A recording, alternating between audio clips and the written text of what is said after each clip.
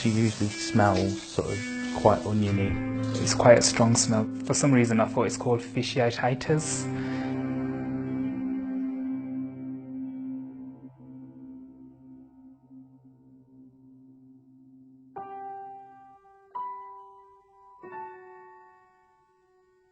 Radiographer Kelly Fido-White has an unusual metabolic condition with a rather unpleasant symptom. The main sort of scientific name for it is TMAU. It's also known as fish odour syndrome. The condition affects her on a daily basis, and it first became apparent when she was at school.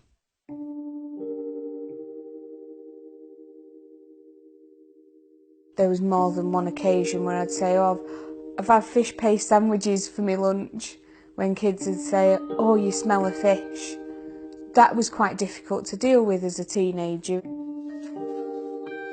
The fact that she was bullied about it made it 10 times worse, I think, for her. And certainly for me, it bothered me.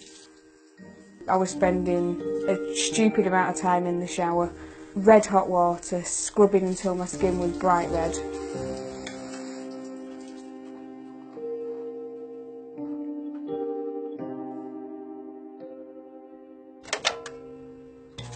Kelly's condition, shortened to TMAU, isn't caused by poor hygiene.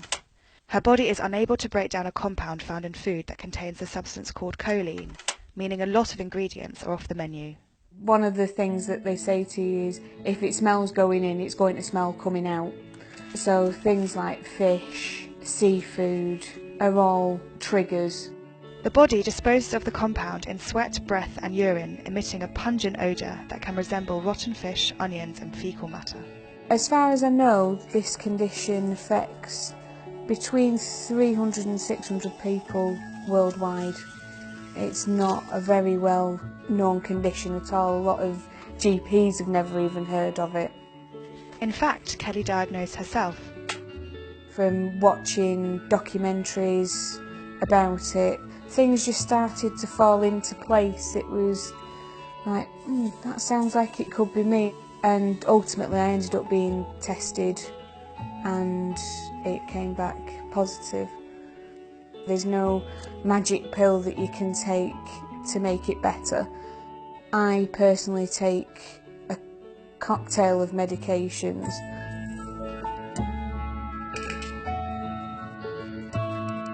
That's the pills that I take. We don't know whether they work or not, but I try and keep on top of it as best I can. There's very few other symptoms at all, but of course you've got the side effects of anxiety, social isolation. It's hard. To limit the amount of people she's exposed to, Kelly took a job working nights, but it's not been easy. You could trace Kelly's smell up the corridor. Certain people had made comments. What was upsetting her was how people were dealing with it, and that at that point she wasn't herself. I've had many complaints about Kelly's smell to me from a variety of staff within the department. It's hard when you get these complaints, as Kelly's a good friend.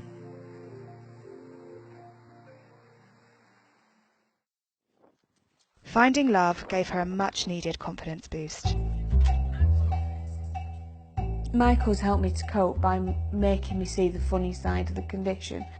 I didn't really notice her smell straight away when we first started seeing each other. I don't believe she tried to hide it. Kelly's confidence has definitely improved over the years. She still doubts herself a little bit now and again. You know, I think the best way of me helping Kelly with the condition is to be supportive about the condition.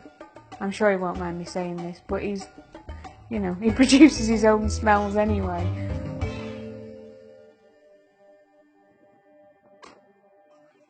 Kelly's now open with friends, colleagues and patients.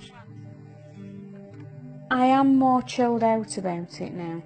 I can't say that if somebody complained tomorrow, I wouldn't still find it a little bit cutting, but I deal with it by educating that person now. Feeling confident enough to speak out about her condition, Kelly hopes she will inspire others to feel comfortable in their own skin.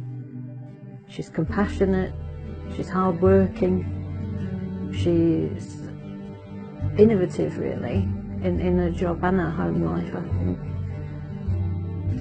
I'm very proud in the way she copes with the condition.